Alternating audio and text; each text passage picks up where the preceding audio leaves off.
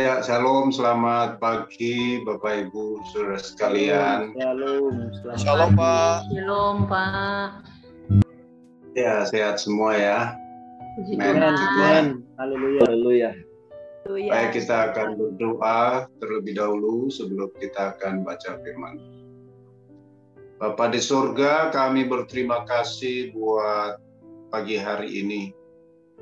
Biar hidup kami terus dekat dengan Tuhan, air kehidupan, hidup kami terus dekat dengan Tuhan, aliran-aliran air yang akan terus membuat hidup kami ini berbuah, sehingga hati kami terus dibaharui setiap saat, setiap waktu, sehingga hidup kami ini boleh layak berdiri di hadapan Tuhan. Terima kasih Tuhan, terima kasih buat seluruh kami yang ada di media Zoom maupun di YouTube Tuhan.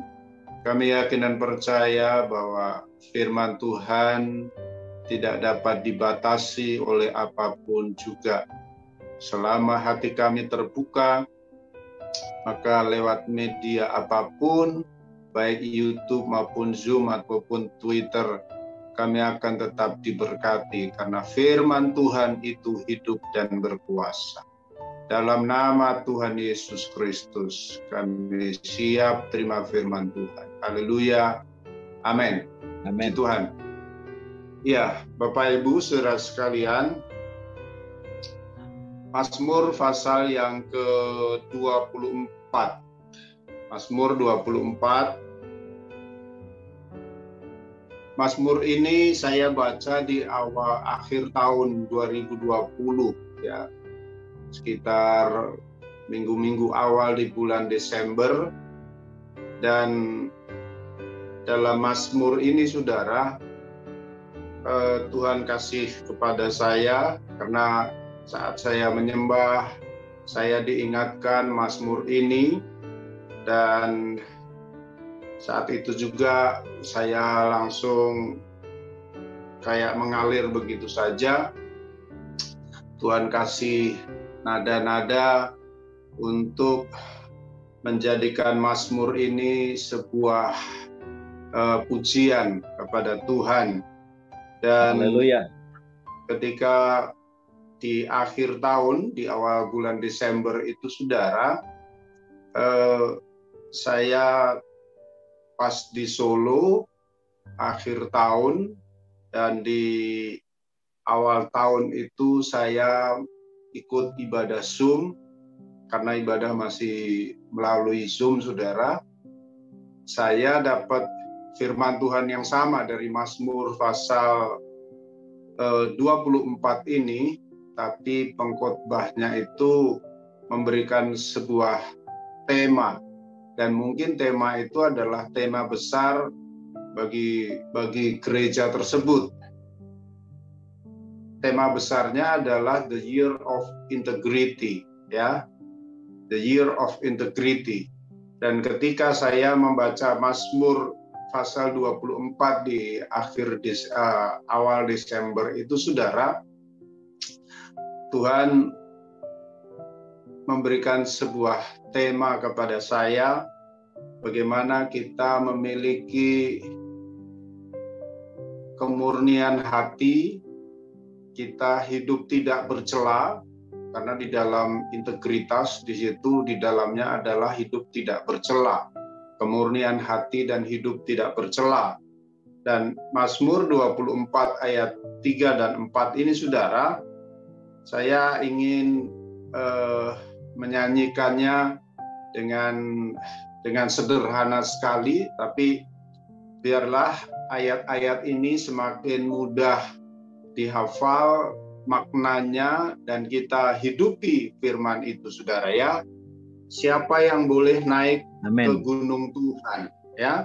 Judulnya ayat yang ketiga dan 4, siapakah yang boleh naik ke gunung Tuhan? Siapakah yang boleh berdiri di tempatnya yang kudus?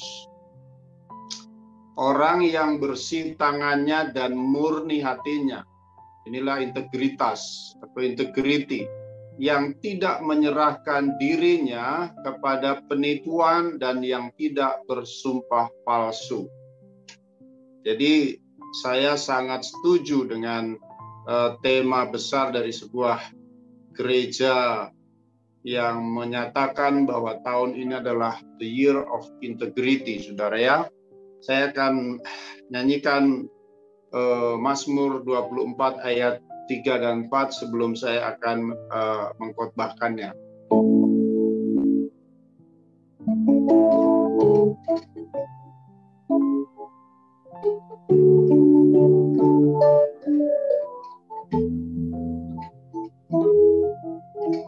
Siapa yang boleh naik ke gunung Tuhan?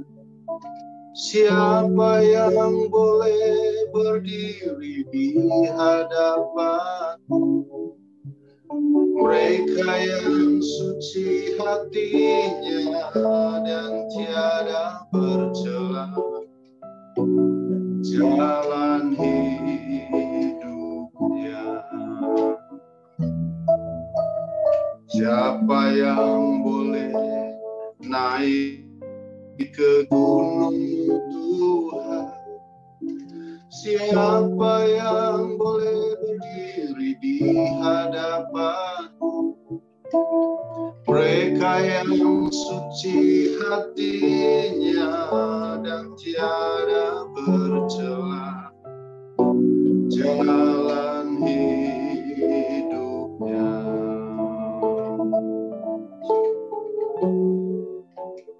Haleluya. Sekali lagi, siapa yang boleh naik ke gunung Tuhan? Siapa yang boleh berdiri di hadapan-Mu? Haleluya. Mereka yang suci hatinya dan tiada bercela jalan hidupnya. Haleluya. Mereka yang suci hatinya dan tiada bercela. Mereka yang suci hatinya dan tiada bercela. Siapa yang boleh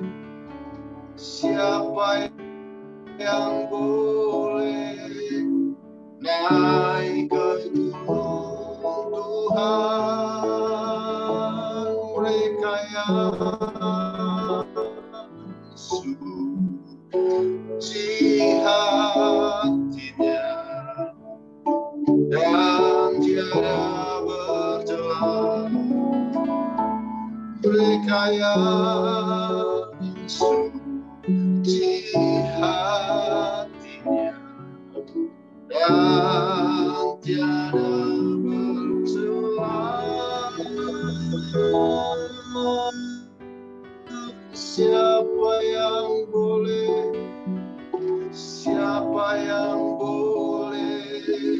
naik ke gunung Tuhan? Mereka yang suci hatinya dan tiada bercela. Mereka yang suci hatinya dan tiada bercela. Siapa yang boleh naik ke gunung Tuhan?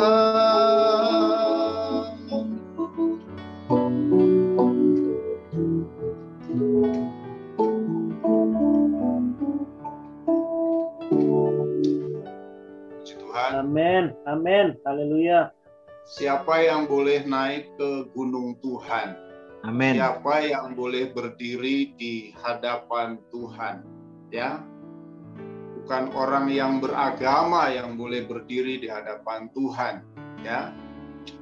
Tapi orang yang murni hatinya, orang yang suci hatinya, orang yang tangannya bersih, orang yang perilakunya bersih, itulah orang yang boleh berdiri di hadapan Tuhan. Makanya dengan tegas Matius pasal yang ke-7 di sana dikatakan bahwa bukan setiap orang yang berseru kepadaku Tuhan, Tuhan, Tuhan itu akan masuk dalam kerajaan surga.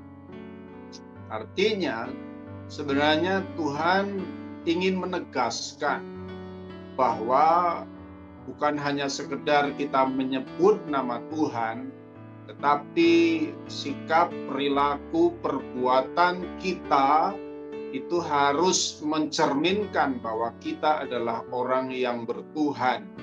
Artinya orang yang memiliki integritas, orang yang murni hatinya, orang yang suci hatinya, orang yang tangannya bersih. Itulah yang boleh naik ke gunungnya Tuhan. Maka saudara, ada iklan sebuah rokok yang slogannya atau kata-katanya berbunyi kurang lebih begini saudara, lelaki sejati. Nah, kalau lelaki sejati berarti ada lelaki yang tidak sejati, saudara ya. Ada lelaki yang fisiknya lelaki, tapi perilakunya, tampilannya, sikapnya seperti wanita. Nah, itu namanya tidak lelaki sejati, tidak pria sejati. Nah, ada juga seminar yang membahas tentang pria sejati, saudara ya. Ada laki-laki sejati, ada pria sejati, berarti ada laki-laki jadi-jadian, ada wanita jadi-jadian, ya. Fisiknya laki-laki tapi tampilannya seperti wanita, ya. Mungkin saudara sering lihat, saudara sering menyaksikan fisiknya laki, tangannya maco tapi pakai lipstik, terus pakai eyeshadow, sambil keliling bawa itu speaker untuk nyanyi itu saudara ya. Saudara tahu bahwa saya yakin itu sebenarnya tampilannya laki-laki, casingnya laki-laki, tapi perilakunya tidak laki-laki, nggak murni ya. Yang luar dengan yang dalam beda, sudah. Yang luar dengan yang dalam beda, saudara ya. Tampilan luarnya maco, tapi dalamnya itu nggak maco, nggak laki-laki. Nah, saudara,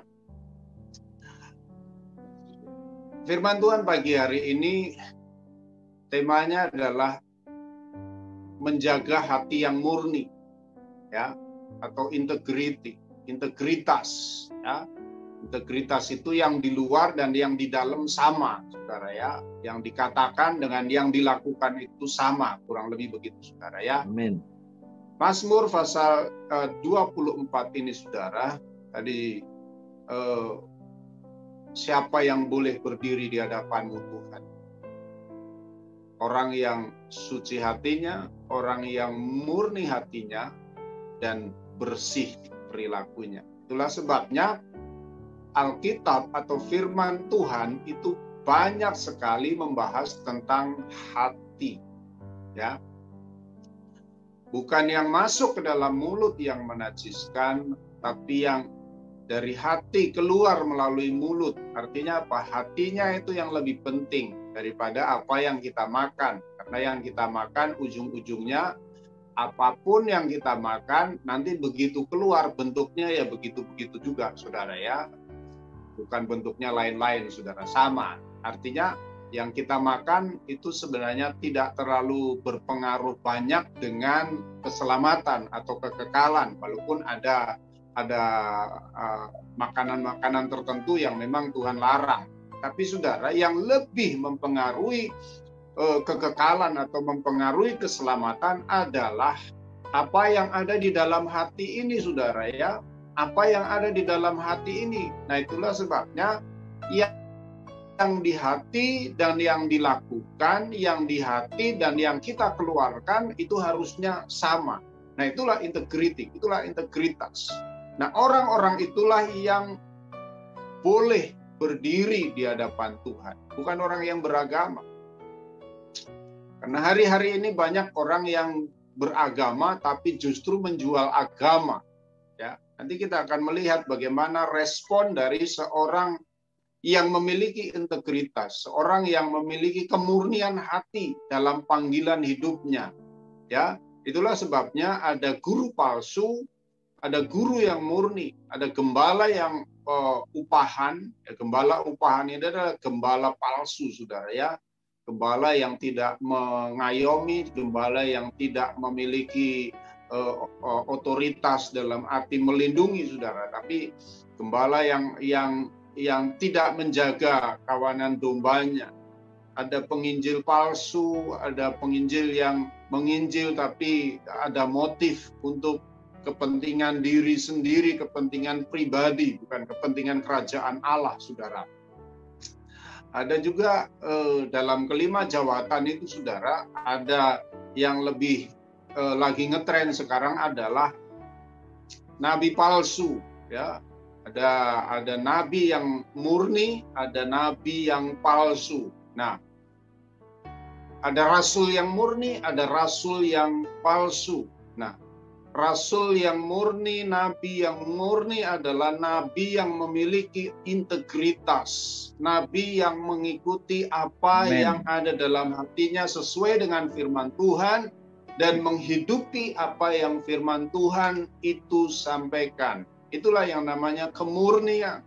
Nah, Bapak Ibu Saudara sekalian, Kisah Para Rasul pasal yang keempat, 23 ayat yang ke Kisah Para Rasul 24 ayat 16. Kisah Para Rasul 24 yang ke-16 ayatnya berkata demikian. Sebab itu aku senantiasa berusaha untuk hidup dengan hati nurani yang murni di hadapan Allah dan di hadapan manusia. Ya. Ini adalah sebuah komitmen. Ya. Ini adalah sebuah prinsip hidup sampai pada akhirnya. Ya. Sampai pada akhir hidup pelayanan, sampai pada akhir perjalanan hidupnya. Menjaga hati yang murni. Ya. Menjaga hati kita ini harus tetap murni.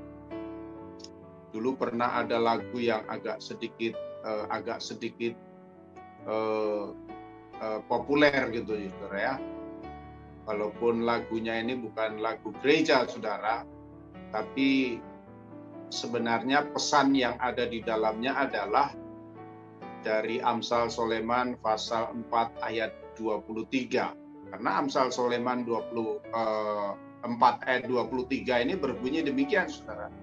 Jagalah hatimu dengan segala kewaspadaan karena dari situlah terpancar kehidupan. Jagalah hatimu dengan segala kewaspadaan karena dari situlah terpancar kehidupan. Mungkin saudara pernah dengar lagunya, kurang lebih begini, saudara. Jagalah hati, jangan kau nodai. Nah, saudara tahu pasti itu, saudara. Jagalah hati, lentera hidup ini. Nah, saudara pasti tahu, saudara. Tapi yang nyanyikan waktu itu ternyata akhirnya hidupnya justru tidak menjaga hatinya. Ya, saudara ya. Memang dia bukan pendeta, dia bukan orang Kristen, saudara ya. Tapi ayat dari Amsal 24 inilah kurang lebih, saudara, intisarinya itu, saudara. Jagalah hatimu dengan segala kewaspadaan karena dari situlah terpancar kehidupan. Bagaimana bisa mempancarkan kehidupan kalau hatinya sudah nggak murni, saudara ya? Bagaimana bisa memancarkan kehidupan yang baik kalau hatinya sudah nggak murni, saudara? Makanya tadi di awal doa tadi ada aliran-aliran air yang bersih, saudara. Ya, ada yang mendapat impresi atau dapat penglihatan atau dalam bentuk apapun, tertanam ada di tepi aliran air yang bersih. Ya. Kalau airnya bersih, ya itu berdampak, saudara. Coba saudara siramin tanaman saudara pakai air got. Ya. Air got itu kan ada olinya, ada kotoran, ada segala macam. Bisa lama-lama ya mati juga, saudara. Ya. Tapi kalau airnya itu bersih dan ada unsur-unsur yang lain yang bisa menyuburkan tanaman itu, saudara, nah itu akan menghasilkan buah, saudara. Ya. Itu akan menghasilkan buah, saudara. Ya. Jadi sampai akhir hidup, ya. Isa Rasul mengatakan, sebab itu aku senantiasa berusaha untuk hidup dengan hati nurani yang murni di hadapan Allah dan di hadapan manusia. Ya. Yang pertama di hadapan Allah, yang kedua di hadapan manusia. Walaupun dalam Galatia 1 ayat yang ke-10, Rasul Paulus ya pernah mengatakan begini, adakah ku cari kesukaan manusia atau kesukaan Allah? Kalau aku masih mencari kesukaan manusia, maka aku bukanlah hamba Allah. Kurang lebih begitu, saudara, dalam Galatia 1 ayat yang ke-10.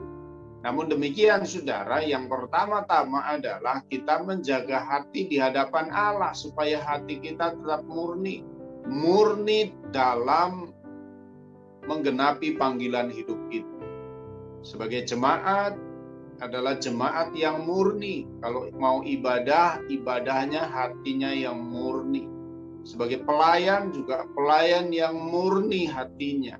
Nah, saya akan mengajak saudara untuk saudara nanti bisa baca dalam 1 Samuel pasal 13 dan 1 Samuel pasal 15.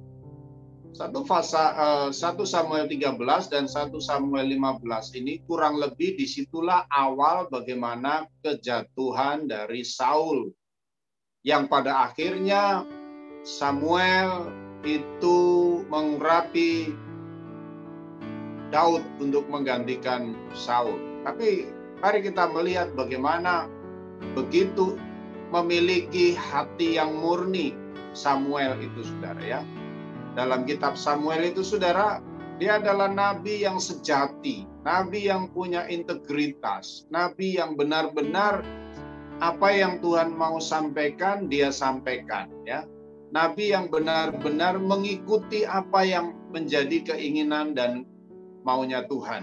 Bapak Ibu Saudara sekalian, dalam 1 Samuel pasal 13 itu, saudara, nanti saudara akan melihat di sana bahwa Samuel itu berani menyampaikan apa adanya. Walaupun berita yang disampaikan itu atau firman yang harus dia sampaikan itu kepada orang nomor 1 di negeri itu, di Israel, yaitu Saul. Artinya apa? Samuel berani menyampaikan kebenaran baik kepada orang yang punya posisi, punya jabatan, punya kekayaan, punya segalanya, maupun kepada bangsa Israel yang di dalamnya juga ada orang-orang yang tidak berpangkat, tidak berharkat, tidak memiliki materi, kekayaan, dan sebagainya, saudara. Artinya apa? Ketika harus menyampaikan firman Tuhan, baik kepada orang yang memiliki jabatan, posisi, kedudukan, kekayaan, maupun kepada orang yang tidak memiliki apa-apa, Samuel berani menyampaikan. Nah, itulah yang namanya ada kemurnian hati, punya integritas, mengatakan apa yang Tuhan mau katakan. Ya, mungkin saudara sering mendengar istilah tajam ke bawah, tumpul ke atas. Nah, ini saudara, kadang-kadang ini juga ada di dalam lingkup gereja, saudara, ya. Tajam ke bawah, tumpul ke atas. Kalau yang melakukan pelanggaran itu jemaat yang tidak berdampak, tidak memiliki finansial cukup, tidak memiliki posisi atau jabatan baik dalam pemerintahan, baik dalam perusahaan dan sebagainya, artinya orang sederhana lah saudara ya, maka dengan lantangnya berani menyatakan itu adalah sebuah pelanggaran. Tapi ketika yang melakukan pelanggaran orang yang berpangkat, orang yang berduit, orang yang punya kekayaan, orang yang punya posisi atau jabatan, sehingga tidak berani menyampaikan sebuah kebenaran, sehingga seolah-olah mengizinkan atau memberikan toleransi kepada orang tersebut. Nah, Bapak Ibu Saudara sekalian, itu bukan seorang pelayan atau nabi yang sejati, nabi yang memiliki hati nurani yang murni. Samuel menegur Saul ketika Saul melakukan sebuah pelanggaran. Ya. Ketika Samuel memerintahkan supaya Amalek dibinasakan, seluruhnya, baik binatang, hewan, bayi, ternak, termasuk rajanya, harus dibinasakan. Tapi ternyata saudara, Saul tidak, saudara ya. Saul tidak membunuh Raja Agag. Ya. Saul tidak membunuh semua binatang-binatang. Saul memilih binatang-binatang yang tambun. Saul menyelamatkan atau tidak membunuh Raja Agag. Kenapa Saul tidak membunuh Raja Agag? Punya alasan yang tersembunyi. Bapak Ibu Saudara sekalian, tentunya responnya akan beda bagi bangsa Israel pada waktu itu. Responnya akan beda ketika Saul menangkap Raja Agag dalam kondisi terikat, dalam kondisi tidak berdaya, sehingga ketika Raja Agag itu digiring masuk ke wilayah Israel, harapan Saul, orang akan memegahkan Saul dengan kemenangan yang luar biasa.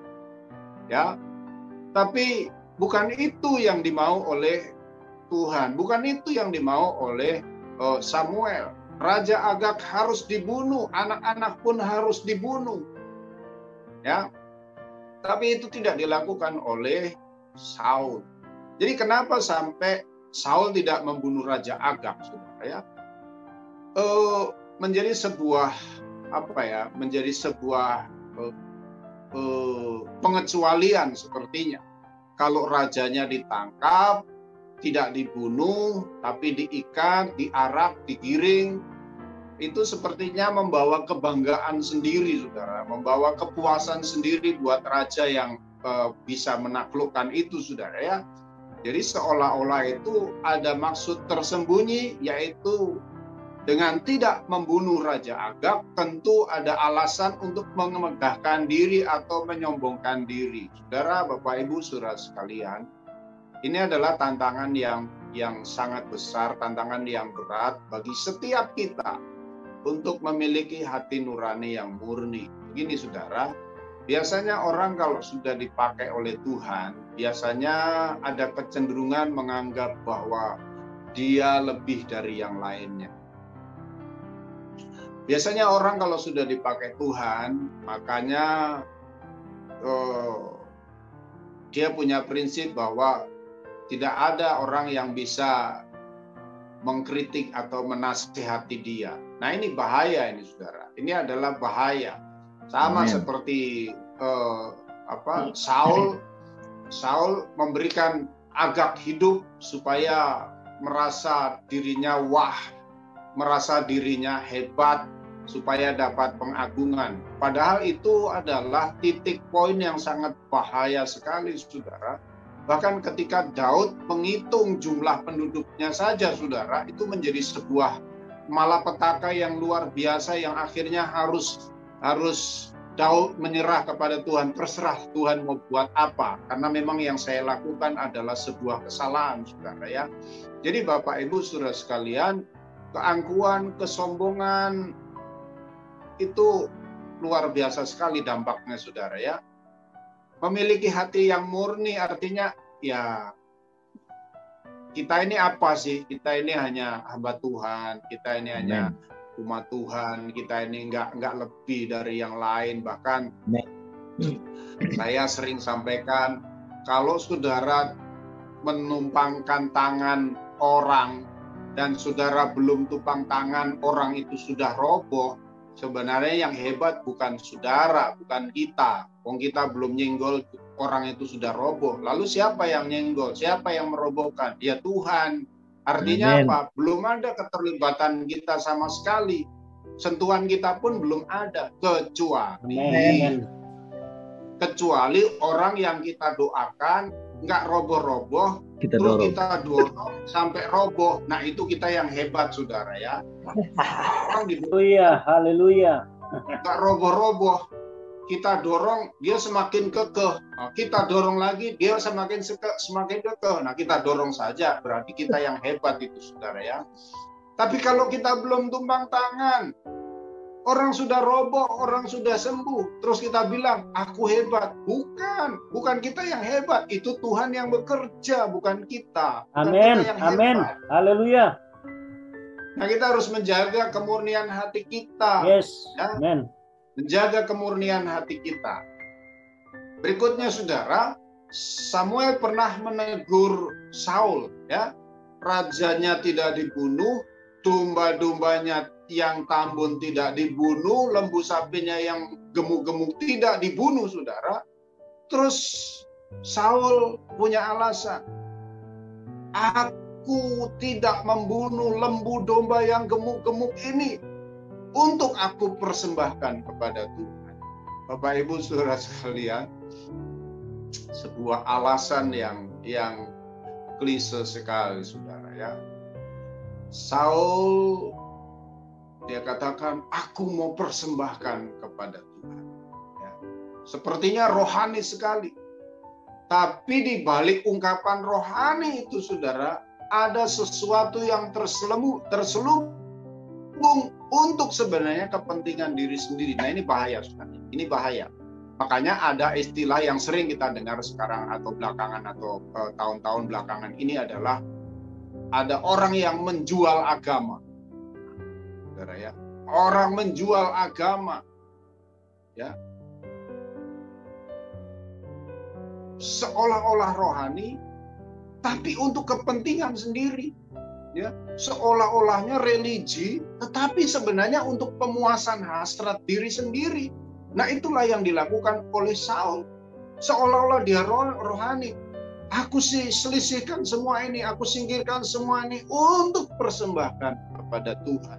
Padahal Tuhan nggak butuh itu. Tuhan mau supaya dibasmi semuanya, saudara.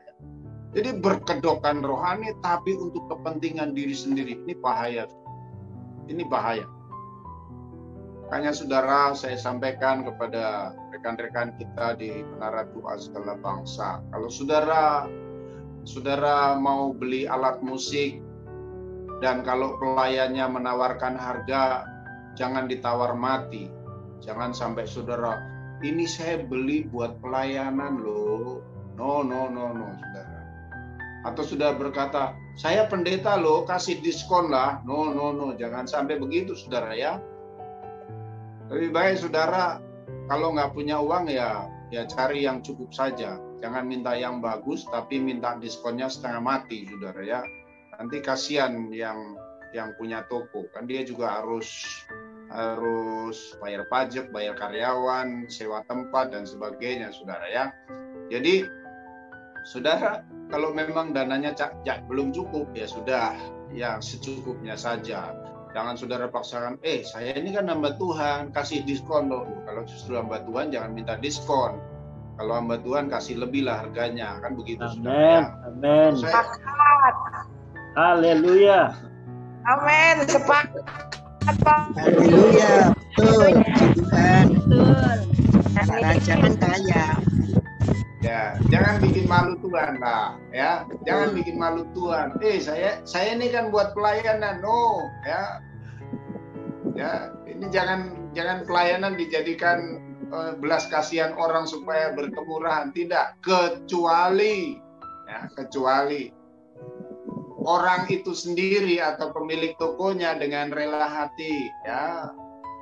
Bu, karena ini buat gereja, ya sudah saya kasih harga diskon lebih banyak. Nah, itu lain cerita, ya itu kemurahan Tuhan. Tapi kalau kita kasih diskon lagi dong, kan ini buat gereja, kasih diskon lagi nih, kan aku nih hamba Tuhan nggak punya uang. Siapa bilang hamba Tuhan nggak punya uang? Hamba Tuhan tuh duitnya banyak. Sekali khotbah yang ngumpulin uang itu bisa 4-5 orang, saudara. Sekali khotbah yang ngumpulin orang bisa, yang ngumpulin duit bisa 4-5 orang, saudara. Hebat nggak? Hebat, saudara. Sudah dikasih diskon, uang diskonnya masuk kantong sendiri. Ya. Oh, haleluya. Mudah-mudahan ini bukan pengalaman pribadi nih. Haleluya, 12 kali nih. Ya, jangan berkedokan rohani tapi untuk pemuasan diri sendiri. Jangan menjual agama, jangan menjual mimbar. Ya, saudara, pasti kita akan terpelihara oleh Tuhan. Haleluya. Amin. Amin. Amin. Saudara harus punya prinsip berkat Tuhan itu dari mana saja. Ya, hamba-hamba Tuhan harus punya prinsip berkat Tuhan itu dari mana saja. Amin. Haleluya. Kalau saudara mau bilang Amin. Amin. dari mimbar itu berkatnya mungkin tidak banyak. Yang banyak justru dari luar mimbar. Amin. Jadi jangan ngarepin berkat dari mimbar. Amin. Dari luar Amin. mimbar itu lebih banyak, saudara. Haleluya. Amin. Kalau di mimbar paling berapa sih? Capek, gope, lakpe, atau tio, ya tioit, ya Ope. gope, ya, saudara. Paling segitu. Apa itu cukup untuk hidup? Kalau seminggu 4 kali, berarti no tiao, saudara. Cuma 2 juta cukup. Kalau kita ngarepin dari situ, nggak cukup. Harapnya dari mana? Dari Tuhan. Berkat Amin. Tuhan dari Tuhan. Amin. Haleluya. Amin. Yes. Amin. Kalau saudara WL di Menara Doa, berapa sih PK-nya? PK-nya Haleluya 12 kali, refnya 4 kali. Haleluya. Haleluya, haleluya. Mau cukup dari mana? Ya, mau ngarepin PK dari khotbah di Menara Doa segala bangsa. Mau cukup dari mana? Nggak cukup, beli bensin saudara. aja. Buat beli bensin, kuota aja nggak cukup, saudara. Tapi dari luar, dari berkat Tuhan itu yang mencukupkan. Amin. Amin. Jangan berkedokkan rohani, tapi untuk pemuasan diri. Melimpah kok Pak di MDSB, melimpah banget. Oh, haleluya 12 Amin. kali. Haleluya. Ya, refnya 4 kali. Ya, haleluya 12 kali. Haleluya. 1 triliun kali. Amin 7 kali, Pak. Amin 7 kali. Sempurna. Jadi saudara, ayo kita tulus saja lah.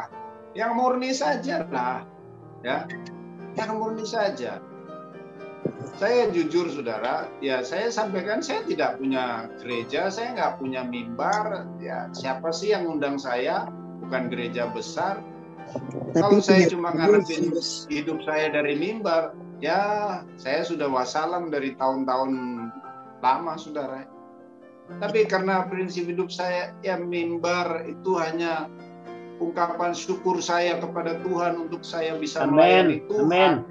Haleluya. Jadi mau ada PK, nggak ada PK, Amin. ada thank you atau nggak ada thank you, ya puji Tuhan terpelihara sampai sekarang, saudara. Amin. Amin.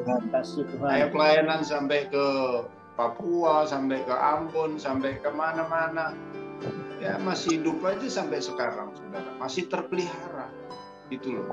Jadi menjaga hati yang murni. Sampai Tuhan panggil kita tetap murni, saudara. Amen. Baru Amen. nanti Mazmur 24 itu kita boleh berdiri di hadapan Tuhan. Tuhan, aku sudah menyelesaikan, Tuhan yang sudah percayakan kepadaku.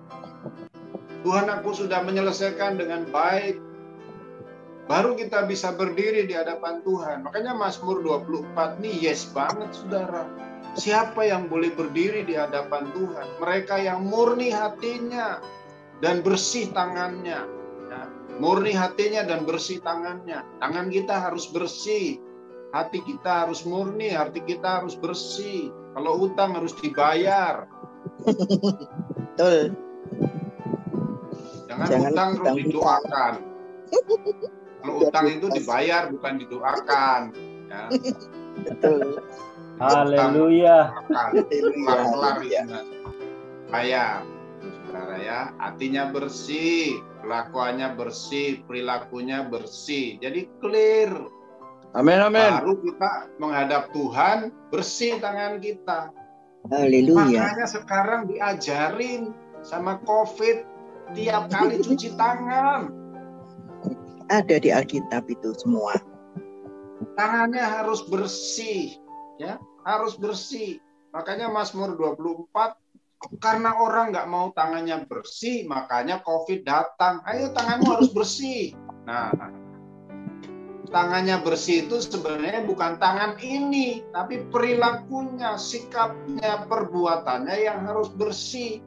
Amin. Buat apa cuci tangan sehari 10 kali, tapi masih mengambil yang bukan haknya? Itu namanya nggak bersih, nggak ada gunanya. Amin. Yes. Apa tangannya cuci tangan, pakai hand sanitizer, pakai sabun, pakai alkohol, pakai apa? Tapi masih mencuri uang pemerintah, masih mencuri uang perusahaan yang nggak ada gunanya. Biar berdoa sehari 14 kali, nggak ada gunanya. Nggak bersih hatinya, nggak murni hatinya, ya, nggak ada murni hatinya, nggak bisa masuk. Terus bilang, Tuhan, aku ini sudah melakukan mujizat. Oh, Tuhan bilang, bukan setiap orang yang berseru-seru kepadaku akan masuk dalam kerajaan surga. Kalau syaratnya cuma berseru masuk ke berseru minta Tuhan tolong, nanti semua orang masuk surga dong. Hidupnya nggak karuan, begitu mati terus Tuhan tolong.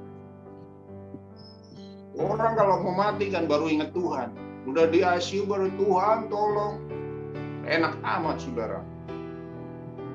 Kita yang dari muda udah berjuang mati-matian untuk hidup sesuai dengan firman Tuhan. Ya, nggak mau korupsi, nggak mau mencuri, nggak mau memfitnah, nggak mau ini. Terus begitu orang mau mati, hidupnya nggak karuan, mau mati, Tuhan tolong. Enak banget saudara ya. Jadi menjaga kemurnian hati sampai, ya,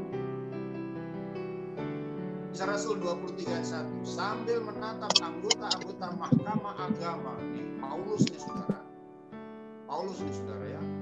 Sambil menatap anggota-anggota mahkamah agama, Paulus berkata, hai saudara-saudara, sampai kepada hari ini aku tetap hidup dengan hati nurani murni di hadapan Allah. Sampai hari ini Paulus bilang, hebat sekali. Amin. Di hadapan mahkamah agama. Nggak tiding-aling-aling, bahasanya begitu saudara ya. Nggak tiding-aling-aling, nggak peduli saudara. Kalau memang dia harus sampaikan sebuah kebenaran, baik itu di hadapan tokoh mahkamah agama atau pejabat tertinggi pun, kalau memang ditugaskan atau Tuhan perintahkan kepada saudara untuk menyampaikan sebuah berita pertobatan, sampaikan saja. Ya. Makanya saudara, nabi saudara baca di Alkitab, nabi itu jarang yang hidupnya kaya. Jarang saudara. Yesaya, Yeremia, ya. Terus Yeskiel, terus siapa lagi saudara? Amos, Hosea. Jarang yang kaya saudara. Kenapa? Dia tugasnya negur orang kaya yang hidupnya dosa saudara ya. Nah yang pegang duit kan orang kaya saudara ya. Kalau orang kaya ditegur, diingatkan dosanya, tidak keluar duitnya saudara. Tapi kalau orang kaya digini-giniin terus, ya duitnya keluar saudara. Ya, kalau orang kaya diangkat-angkat terus, walaupun dosa ya duitnya keluar. Tapi kalau orang kaya ditegur, kamu jangan begitu. Kalau kamu begitu, nggak bertobat, kamu masuk neraka. Tuhan ajar kamu, nggak keluar duitnya saudara. Nah itulah sebabnya nabi-nabi yang murni hatinya, yang pure itu jarang sekali kaya. Abraham kaya, Ishak kaya, Yusuf kaya, ya. Ya saudara, Yakub kaya saudara. Tapi Yeremia, Yeskiel, Yesaya, Amos, Hosea nggak ada yang kaya saudara. Kenapa saudara? Karena nabi itu memang tugasnya begitu, meluruskan jalan. Ketika Amen. orang jalannya nggak lurus, harus ditegur. Ketika jalannya nggak benar, harus diperingatkan. Nah ini perlu kemurnian hati, perlu kemurnian Amen. hati. Ya, kalau memang Tuhan suruh, saudara suruh negur orang walaupun dia orang kaya, tegur saja. Kasih saja firman Tuhan. Ingatkan saja bahwa apa yang dilakukan salah dan berdosa. Ya. Memang resikonya begitu saudara, resikonya saudara. Makanya banyak orang senang jadi gembala saudara ya. Jarang orang suka jadi nabi saudara ya. Karena kalau nabi kan tugasnya negur-negur orang supaya bertobat, supaya berdosa dan berhenti berdosa saudara. Tapi kalau gembala ya lain saudara. Slow, jangan kemana-mana. Udah di sini saja. Walaupun salah udah di sini saja.